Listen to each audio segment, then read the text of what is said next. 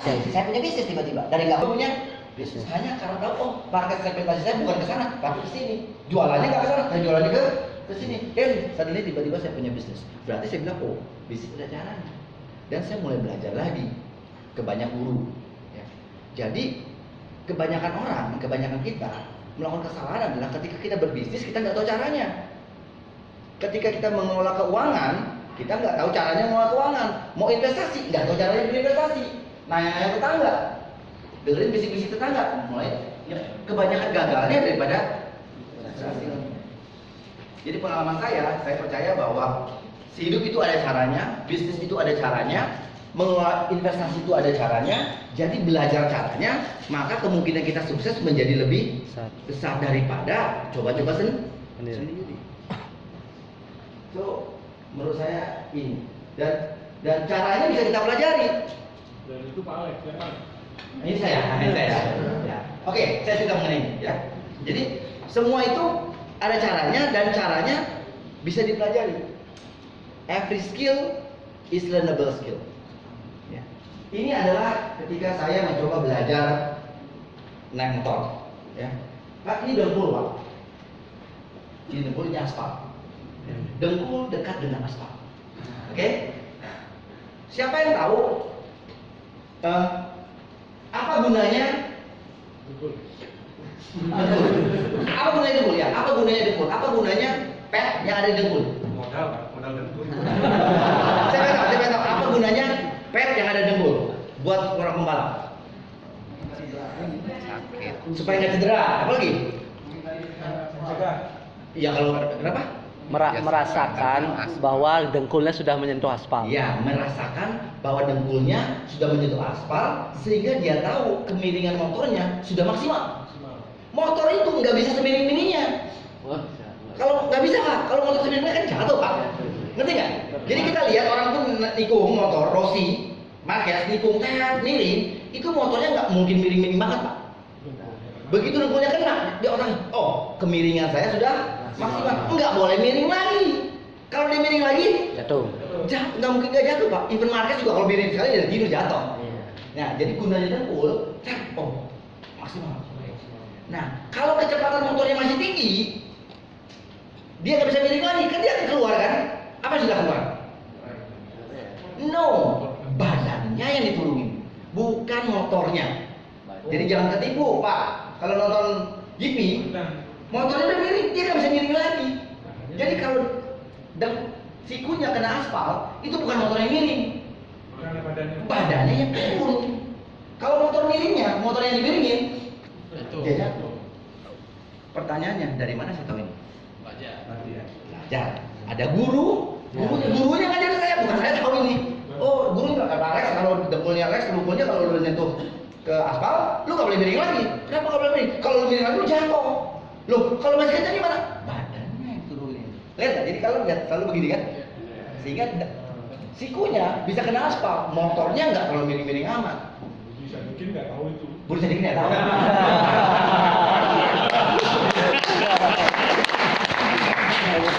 So, saya cerita ini bukan cerita mau cerita mengenai masalah balap motor. Saya mau cerita bahwa semua ada ada caranya. Kalau Anda belajar, Anda akan tahu caranya. Ini APC, Alex Munajada, bisa juga naik motor kayak begini. Anda tahu caranya. Jadi kalau Anda tahu caranya, besok bisa juga begini. Sama. Asal tahu caranya. Kalau nggak tahu caranya, jatuh. Oke? Jadi every skill is learnable. Setiap kalau kita mau bisnis, ada caranya. Belajar caranya. Kalau mau investasi, ada caranya. Belajar caranya. Saya itu suka nyanyi, ya. Terus anak saya bilang ke bini, Papa kalau nyanyi suaranya bagus, tapi lebih bagus kalau nggak nyanyi. So, saya tersinggung kan?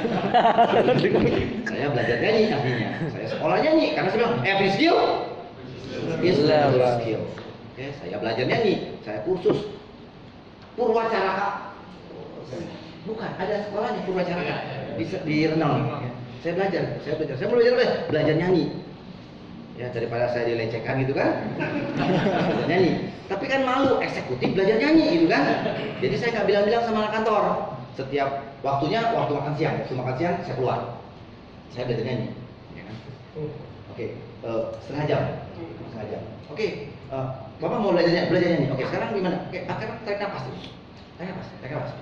Buang. Oke, lagi Pak. Buang. Sekarang buangnya pelan-pelan. Oke, tarik nafas. Buang pelan. Oke, nah, lagi Pak, tarik nafas, buang lebih pelan lagi.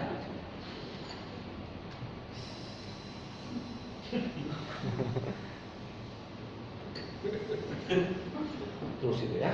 Lagi Pak. 3 kali Pak. Oke, waktunya sudah selesai. Wah, Bapak pulang latihan di rumah. Udah sengaja. 30 menit. Ya pulang.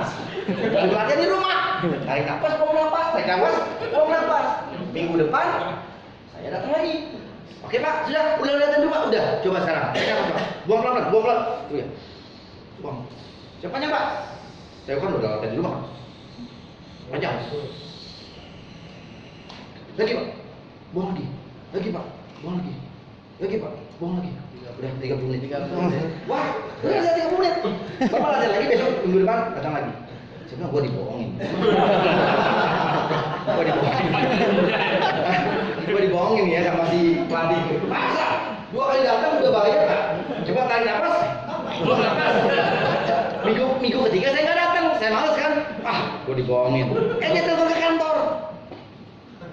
ke kantor, sekretaris saya datang, sambil ketawa-ketawa, Pak, jadwal latihan nyanyi Pak.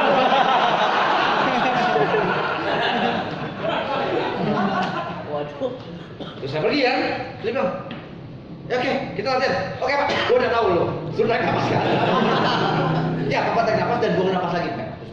2 kali saya suruh Pak, saya tuh mau latihan nyanyi, ya kan? Bukan latihan berenang. Bapak bagaimana bisa bernyanyi dengan baik kalau tidak bisa bernafas? Wow nggak? Ya benar juga ya kan? Bagaimana kita bisa bernyanyi dengan baik kalau kita nggak bisa bernafas? Jadi Bapak bisa lihat, semua ada ada caranya. Penting belajar caranya.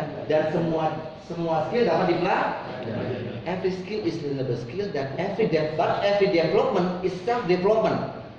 Tetapi tanggung jawab untuk mengembangkan diri kita ada di mana? Diri kita sendiri. Diri sendiri.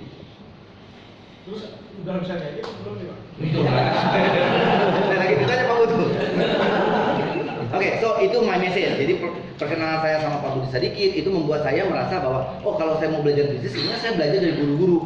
Ada makanya ketemu sama Pak Nyoman tadi ya kan. Kita belajar sama Tony Robbins, saya belajar investment sama Robert Kiyosaki, saya belajar sama semua orang ya, jadi berguru karena saya tahu semakin saya punya ilmu, saya bisa ngembangin bisnisnya. Bisnisnya jalan. Dapat ilmu baru, bisnisnya jalan. Dapat ilmu baru, jalan bisnisnya terus kegulung-gulung. Jadi, apa yang akan saya sampaikan adalah sebagian saya pelajari dan bukan pemikiran saya, sebagian saya pelajari dari guru-guru tadi. Ya. Oke, so pertanyaan pertama ketika kita mau bangun bisnis adalah bisnis apa? Ya kan? Kalau kata Pak Bob Sadino, bisnis yang baik adalah bisnis yang dikerjain, bukan yang tanyain dulu. So biasanya saya start dengan passion, ya. Jadi orang harus punya passion. Tetapi saya bilang gini, passion saya itu kalau boleh milih Pak, saya tuh mau jadi penyanyi. Iya, saya mau jadi kayak Ariel. Ya kan? Kalau saya mau Ariel banyak yang sirik. Sebenarnya Ariel itu tidak dibenci, Ariel itu disiriki saja. Semua laki-laki di Indonesia tuh sirik sama Ariel. Saya tuh kepingin jadi Ariel, tapi kan kalau saya nyanyi, saya passionnya nyanyi, tetapi nyanyi saya ini nggak punya nilai ekonomis. Karena saya nggak bisa jadi bagus, saya nggak bisa jadi master di bidang menyanyi tadi ini. Ya. Mungkin kelas karaoke, kalau saya udah setengah mabuk mungkin bisa. Dan yang lain juga udah setengah mabuk, mungkin bisa. Tetapi itu nggak akan punya nilai ekonomisnya menyanyi tadi. So passion, Anda punya passion, tetapi kemudian nggak create omset, nggak ada profit, nggak punya nilai ekonomis, passionnya hilang. Seperti saya tadi 3 tahun saya bikin bisnis nggak punya klien, Pak, itu sudah mematahkan jiwa dan raga, Pak. Mental sudah broke sebenarnya. Sehebat apapun passion kita. Jadi menurut saya passion is not enough. Ya, saya nggak mau mulai dengan passion. Jadi kita harus mulai dengan apa?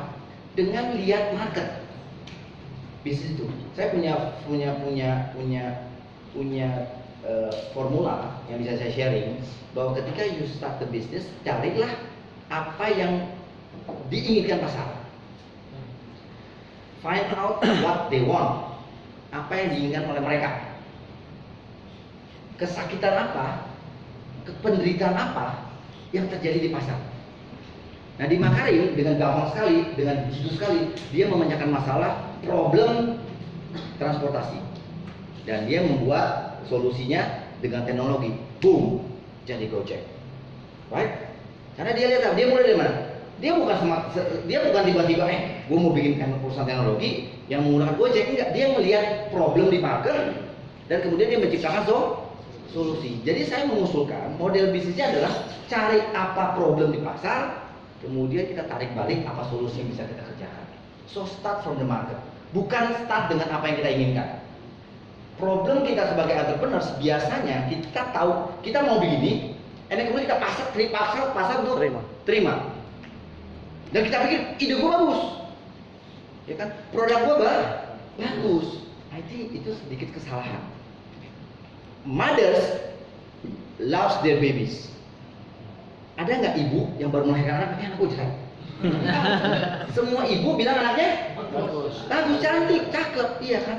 Mothers love babies. Entrepreneurs pikir dia punya ide, dia punya kreasi, bagus, karena itu anaknya. Dan karena bagus dia pikir this is my passion. Dia paksa orang untuk terima. This is the first mistakes yang biasa dikerjakan oleh para entrepreneurs. Saya bilangnya rookie mistakes. Ya. Karena kita nggak start dari pasar. Kita start dengan apa yang kita. You don't have to be a good product. Pak Nyoman tadi bilang konten sama konteks. You don't have to be a very superior product to start. Coba saya tes ya. Siapa yang menganggap kalau Anda punya acara untuk anniversary atau perayaan ya, yang ini semuanya anak umurnya di atas 12 tahun kan?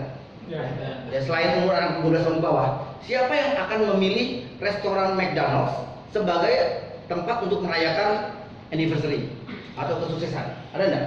Hampir tidak ada. Enggak ada, kecuali anak umur 12 tahun ke bawah, ya kan? Why? Apakah burgernya enak? Enggak terlalu. Enggak terlalu, ya kan? Banyak restoran lain yang bisa bikin burger lebih enak daripada McDonald's. Bukan cuma nggak enak burgernya, kalau kita makan terlalu banyak kita mati. So, but this restoran, this McDonald's adalah salah satu restoran yang menghasilkan uang paling banyak dalam sejarah umat manusia. But the product is jelek, right? The product is lousy, kecuali kentang gorengnya oke. Kentang gorengnya oke. Ya. The product is suck, but they make tons of money. So it's not about the product. It's about how you do it. It's not all about the product. It's about how you do it. Jadi kita nggak usah obses mencari produk yang wow, yang wow, superior, ya kan? No, it's not all the product, but about how you do it. BPR itu adalah industri yang buram. When I start, apalagi ketika waktu saya start tahun 99, ya kan? Ada BPR yang berhasil, ada BPR yang biasa-biasa saja, ada BPR yang jelek, betul? So it's not about the product, it is about how we do it. Pak Nyoman dengan baik, ada konten, ada konteks. Biasanya kita sebagai entrepreneur kemudian obses sama produk. Jadi saya bilang bisnis apa? Menurut saya cari apa yang diinginkan oleh pasar, syukur-syukur bareng sama kita punya passion, syukur-syukur ya. Tapi kalau passion kita nggak nyambung, ya jangan di pasar ya. Kalau memang masih mau, jadi hobi aja passionnya. Jadi hobi aja passionnya. Karena jadi cari yang kita bisa, yang diinginkan pasar, kemudian yang bisa ada nilai ekonomisnya dan bisa scale up, ada skalanya ya. Kalau Anda bisnis kemudian nggak punya skala, capek. Berikutnya Bisnis berikutnya yang saya lakukan adalah fokus. Ya. Bisnis kecil, strateginya fokus. Kenapa saya nggak buka di Gianyar? Kenapa saya nggak buka di Tabanan? Kenapa saya nggak punya di Singaraja? Kenapa saya bukanya di Denpasar, kemudian di setiap tikungan saya bikin? Hah? Right? Karena resourcesnya kita sebagai pebisnis kecil, resources kita terbatas. Kalau resources terbatas saya sebar di Tabanan, di Gianyar, di Singaraja, kelihatan nggak? Nah, Enggak. Ketika saya tumpuk sih, habis ke Kumar, jalan lagi. Sanggaran, Melati, ya kan? Tiba-tiba orang bilang, gila lu, cabangnya di mana-mana. Kita nggak di mana-mana, Pak, di situ doang. Ditumpuk di situ doang. Tapi Anda lihat apa? di mana-mana. Gila lu, cabangnya di mana-mana lu, banyak lu. Setiap tikungan ada, tapi di Gianyar nggak ada. Nggak ada yang tahu kan? So menurut saya, bisnis kecil strateginya fokus. Kenapa? Karena uang kita nggak banyak, resources kita nggak banyak, tenaga kita nggak banyak, pikiran kita nggak banyak. Jangan kesalahannya lagi para pebisnis itu kadang-kadang dia jualan bikin bengkel, dia jualan pulsa, dia bikin salon, dia bisnis properti. Oke? Dia 4 bisnis. Dia pikir kalau dia buka 4 bisnis, ada 4 lubang, 4 kali income. Right? Bisa nggak 4 kali minus? Bisa. Kenyataannya begitu. Ya.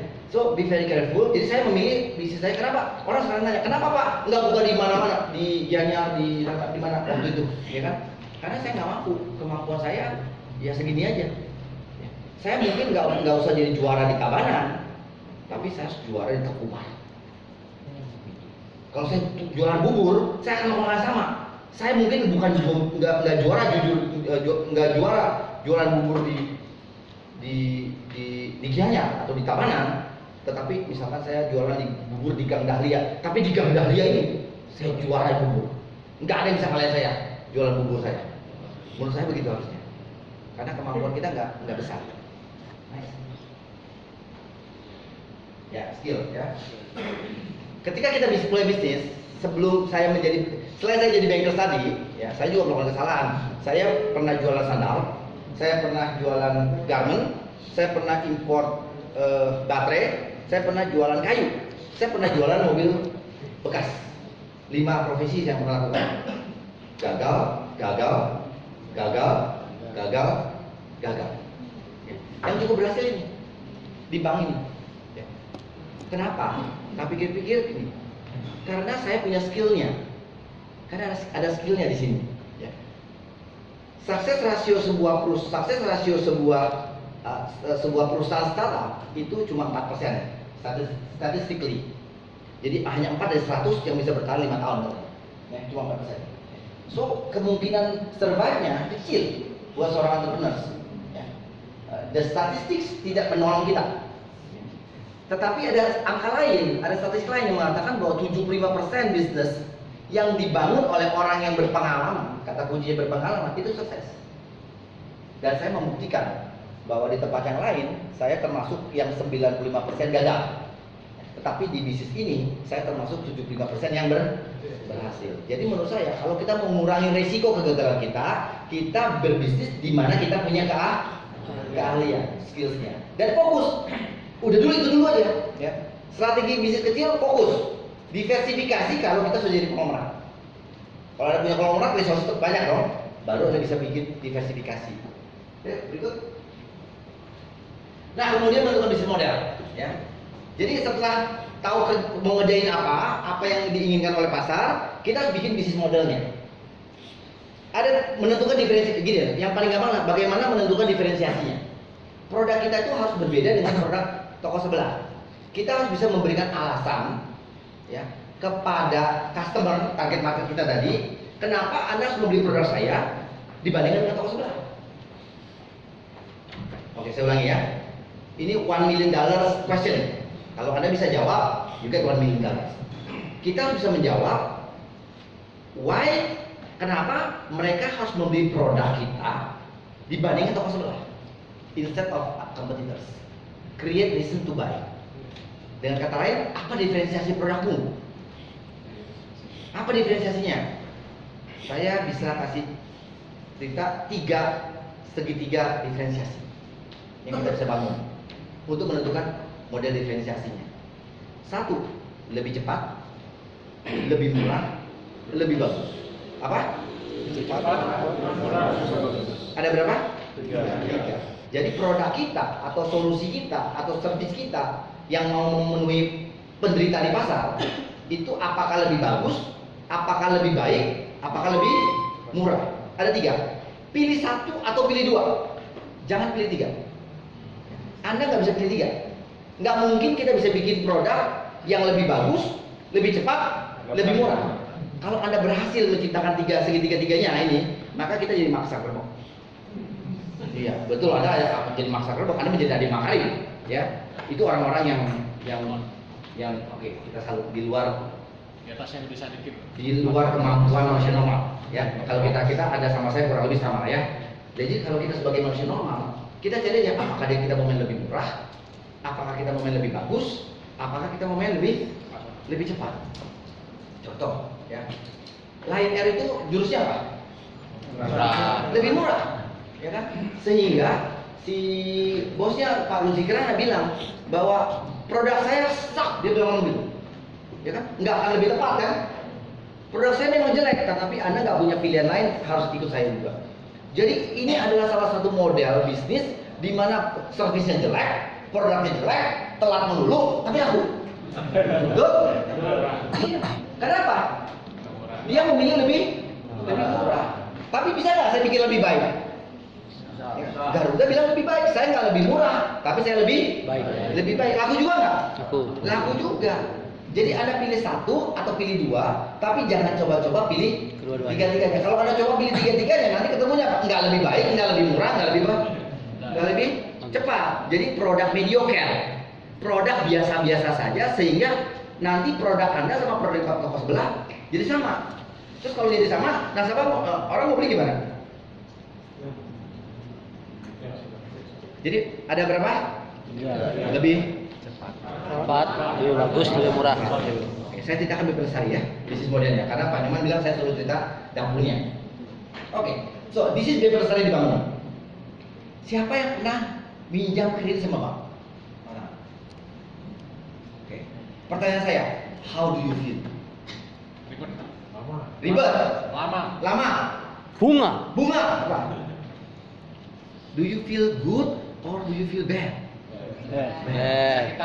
Saya kan, gila, nyeri ya di sini, di hati, aduh sakit hati gitu kan, ya kayaknya, right?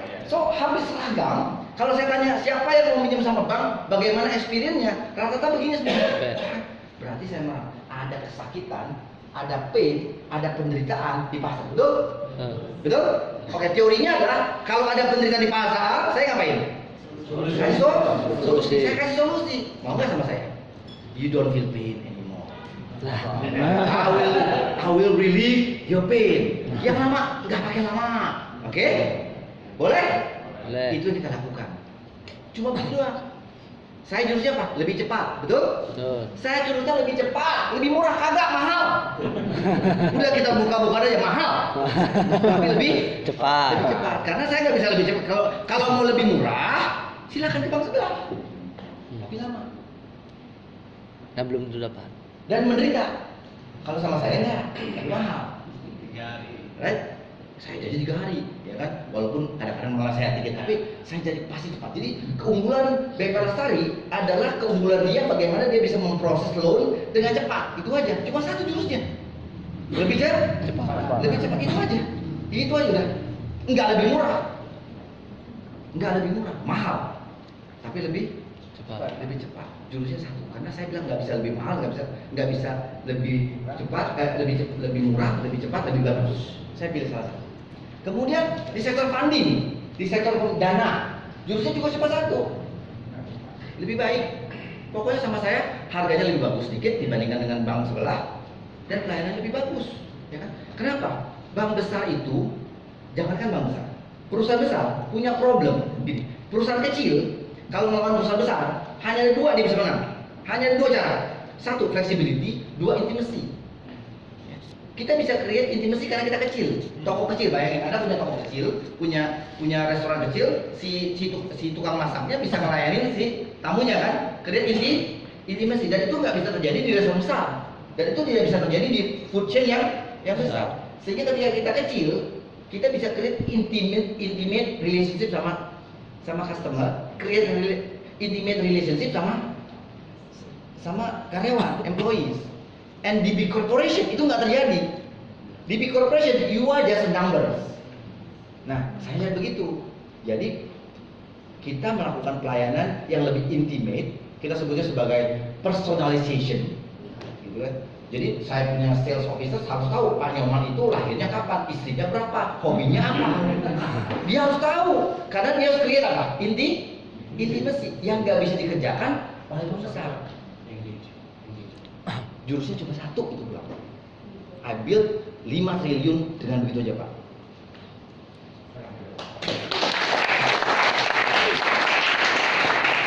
I apa they want, give it to them terus.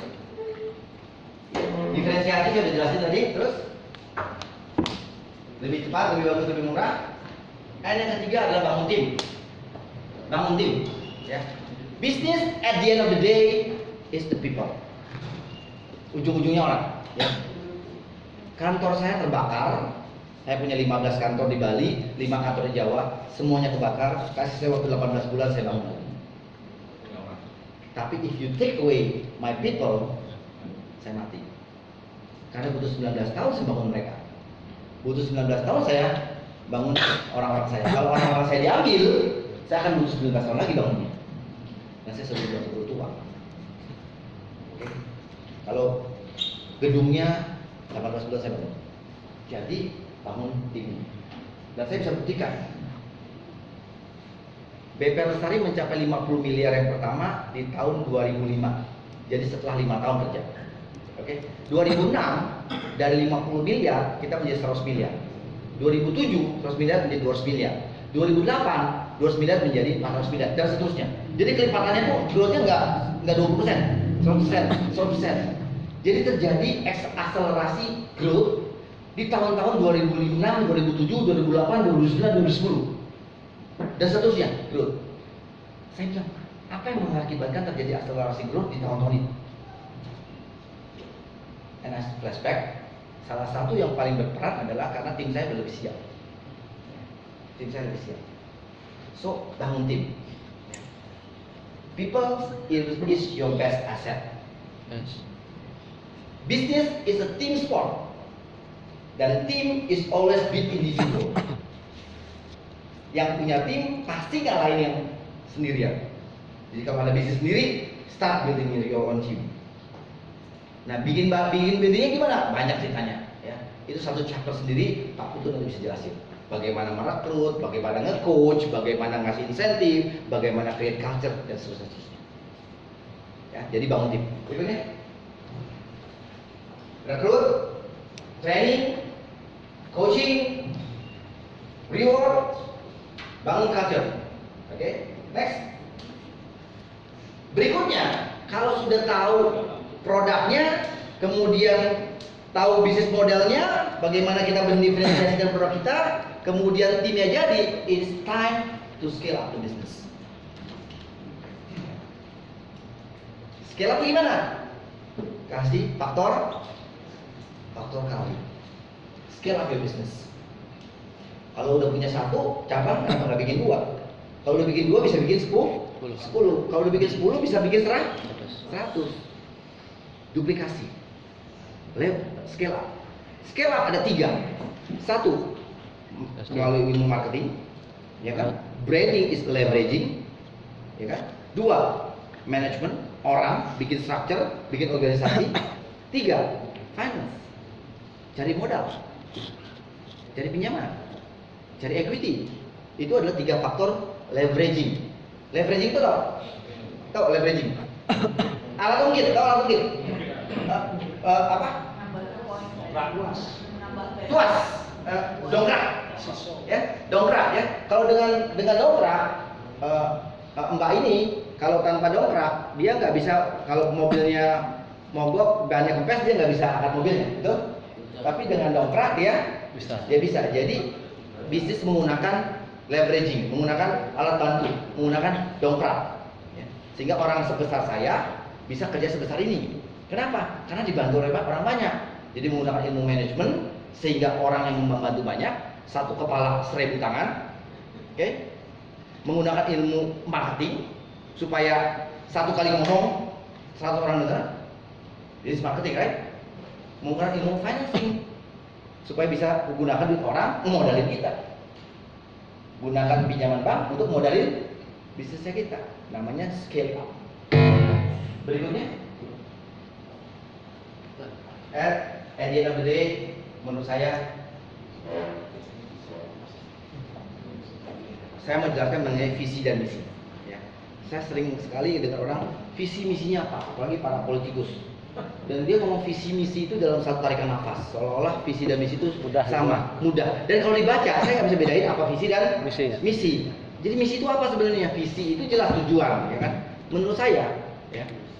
Menurut saya, visi itu sesuatu yang sifatnya bisnis, ya. Dan misi adalah sesuatu yang di luar bisnis, beyond business, ya. Yang more spiritual, more spiritual. Money is a weak motivator. Uang itu motivator yang jelek. Kalau Anda dapat 1 miliar yang pertama, you will be happy. Ya, 1 miliar ke 10 miliar, you will be happy. 10 miliar ke 100 miliar, you will be happy like hell. Ya, tapi di atas 100 miliar, kenikmatannya udah nggak bertambah lagi. Apa bedanya orang punya 100 miliar sama 200 miliar? Apa bedanya? Nggak ada. Ya orang normal ya. Kalau nggak normal, saya bisa beli Rolls 12 biji gitu kan nggak normal. Ya. Tapi buat orang normal, 100 miliar sama 200 miliar udah nggak ada bedanya lagi. Sehingga ketika Anda mencapai 100 miliar kan, oke, amina, cukup. Dan ketika cukup, bisnis Anda apa? Stop. Dan di dunia bisnis yang terjadi adalah if you are not grow, you die. Bisnis Anda kalau nggak tumbuh, dia mati. Nggak ada status quo. Yang memilih hidup sebagai entrepreneur, you are doomed. Anda terkutuk untuk terus-menerus menumbuhkan bisnisnya. Karena apa? Kalau nggak ditumbuhkan, dia mati. Contohnya, ketika Anda nggak tumbuh, maka Anda bilang sama karyawan Anda, bilang, oke, saudara-saudaraku sekalian, tahun ini bisnis kita nggak tumbuh. Artinya tidak ada kenaikan gaji. Artinya nggak ada bonus. Karena bisnis nggak tumbuh. Lakukan itu 3 tahun berturut-turut. Apa yang terjadi? Your people pindah, betul? Kalau your people pindah, bisnisnya bertahan nggak? Nggak, dia shrinking. So, bisnis you either grow or nggak punya pilihan lain. Nasib kita begitu, Pak. Kita memang doom, terkutuk. Jadi kalau motivasinya uang, suatu ketika kita berhenti, Pak, capek, ya kan? So harus ada misi lain beyond business, yang more spiritual. I call it mission. Saya nyebutnya sebagai creating legacy. Ya. Anda harus bikin legacy, Anda harus bikin sesuatu yang membuat Anda bekerja. Ngapain saya bikin bisnis di Jawa? Istri saya bilang, lu ngapain? Cari kerjaan, cari penyakit. Di Bali dengan 4 triliun, 4, sekian triliun, tahun ini kita akan bikin profit sekitar 190 M. Potong pajak 25%, masih ada 130-140 miliar. Nggak habis, Pak. Itu uang, Pak. Right? Tahun depan dapat lagi. Jadi ngapain saya ngejawab? Kalau urusannya duit, ya. Istri saya bilang, lu ngapain? Iya, dia bilang iya ya. Tapi anak-anak yang kerja itu kan harus saya pikirin. Ya kan? Anak-anak muda yang masuk sekolah dari ITB dari UI tadi Pak Tutu, kan harus saya pikirin 10 tahun lagi dia kan harus jadi manajer. Kalau saya nggak bukain cabangnya, nggak punya wadahnya, kasihan ya kerja. Ya, jadi saya buka di Jawa Tengah di Malang, saya buka ke Bekasi, saya jalan ke Jakarta, ketok pintu orang lagi, mulai lagi bisnis, ya kan? Kenapa? Karena saya pikir ini harus saya tumbuhkan supaya orang-orang yang kerja itu punya masa depan. Makanya kita bikin misinya adalah BP Lestari #make an impact. Bikin perubahan. My success, saya akan closing. Sukses saya adalah sekarang, ya, ketika mendengar satu orang karyawan saya dia merobohkan rumah orang tuanya dan membangunnya kembali. Dia bilang, kenapa rumah orang tua lu robohin? Saya bangun kembali Pak, kayaknya nggak enak. Sekarang saya tinggal di rumah yang bagus, orang tua saya tinggal di rumah yang masih jelek.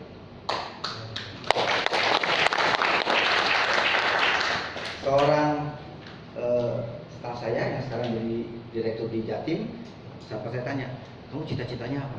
Cita-citanya saya adalah mengumrohkan orang tua saya. Dan tahun ini dia berhasil mengumrohkan ayah ibunya. Dan gak lama kemudian ibunya meninggal. Ya, jadi untung dia sempat salah satu cita-citanya dia bisa penuhi. Salah satu direktur saya, seorang ibu, ya, Ibu Cita, itu sekarang sudah punya rumah ketiga. Ya. Kenapa dia beli rumah ketiga? Dia bilang, Pak, saya punya anak perempuan 2. Ya. Anak perempuan di adat Bali itu tidak mendapatkan harta waris dari keluarga ayahnya. Ya. Jadi saya menyiapkan untuk anak perempuan saya, kalau dia nanti dapat suami yang kurang beruntung. Jadi dia siapin rumahnya buat, ini kan uang saya yang saya peroleh sendiri, sehingga saya bisa kasih sama anak saya. Disitulah saya merasa bahwa kerja ini ada hasilnya, bukan buat cuma saya, bukan cuma buat saya, tapi buat mereka itu. Jadi menurut saya, kalau sekarang saya bisa mempengaruhi 600 orang hidup, orang 600, ya kan, itulah legasinya kita di sini. Bisnis. Kekuatan bisnis ini membuat mereka menjadi berdaya, ya. Kalau cuma 600, kemudian 600 ini bisa dikali 10, akan ada 6.000 yang bisa kita bisa rubah nasibnya dengan bisnis kecil yang namanya BP Lestari ini. Kalau 6.000 ini kemudian jadi role model, dia bisa mempengaruhi orang sekitarnya, maka efeknya akan menjadi lebih besar. Dan kekuatan ekonomi dari BP Lestari itu bisa bikin macam-macam sekarang. Kita punya gerakan generasi lestari, ada sekitar 92 sarjana sekarang yang sudah kita biayai, ya, orang-orang yang anak-anak yang dari keluarga tidak mampu, tapi kemudian tidak mampu tapi berbakat, kemudian kita biayain seluruh sekolahnya, dan sekarang sebagian sudah jadi sarjana. 5 tahun lagi, 10 tahun lagi mereka akan menjadi pemimpin di Bali, ya, dan mereka bisa memberikan perubahan lagi. Kita bisa bikin gerakan disebutnya Lestari for Kids, ya. Itu kita menyantuni sekarang berapa ya sih? Masih ada sekarang sudah 40 sebenarnya untuk Desember. Di Bali ada 40, kemudian di Jawa sudah ada sekitar 5. Ya, di Jawa ada sekitar 5 panti yang setiap bulan ini saya kasih sedikit. Ya. Saya ditelepon satu teman, Lex, lu bisa nggak ceritanya kenapa gerakan ini terjadi? Saya ditelepon seorang teman, Pak, Lex, lu bisa nggak bantu? Ada satu panti nggak punya beras. Oh iya, bisa. Saya datang deh. Jadi saya datang ke sana ke pantinya. Saya lihat, saya ketemu sama pengurusnya. Dan benar, mereka kekurangan beras. Jadi Pak, kasihan kan lihat anak-anak itu. Dia bilang karena lapar, namanya anak kecil, lapar kan cari makanan. Setiap datang ke dapur nggak lihat nggak ada beras, nggak bisa makan. Kasihan kan gitu. Iya. Jadi ternyata panti asuhan itu punya problem. Mereka kekurangan donatur tetap. Yang ada donatur dadakan. Jadi kalau dia musim hari raya, dia akan kelebihan supply. Tetapi pada hari-hari tertentu mereka akan sampai kekurangan beras. Itu nasib, itu problem yang ada di panti-panti kita. Maka saya bilang, sudah Bu, gini, saya akan jadi donatur, saya akan kasih beras, ya, kurang lebih 100 kilo sebulan. Cukup ya? Cukup Pak. Saya akan donatur tetap. Jadi gempa bumi, tsunami, hujan, banjir, saya supply, ya, satu panti. Nah, gerakan satu panti itu sekarang udah menjadi 45 panti. Dan saya rencanain akan jadi 100 dalam 5 tahun ke depan. Jadi kalau 100 kemudian satu panti itu ada 30 anak, maka akan ada sekitar 3.000 anak yang bisa kita kasih bantu berasnya setiap bulan. Itu dari kekuatan bisnis kita. Jadi menurut saya, setelah kita membangun bisnis and you scale it up jadi besar, What next? create legacy. Menurut saya ya, itu terserah. This is my mission. Misi saya adalah membuat perubahan dengan membangun bisnis. Kayak bukan politisi ya, saya nggak akan gabung sama PSI walaupun saya suka sama Grace. Ya, kan beberapa di Facebook teman saya, Pak gabung sama PSI. Saya bilang saya fokus sama BPR aja, and I'll do apa yang saya pikirkan karena bisnis ini pun ternyata bisa membuat perubahan. Terus ini ada film yang saya bentuk. Ini menarik, ini Om Mahwa ya. Ini ada lagunya bagus ya. Saya closing.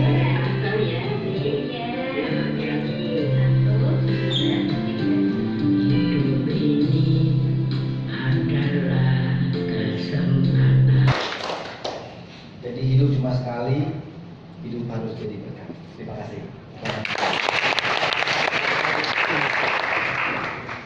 Kan yang terbaik di sana, ya kan?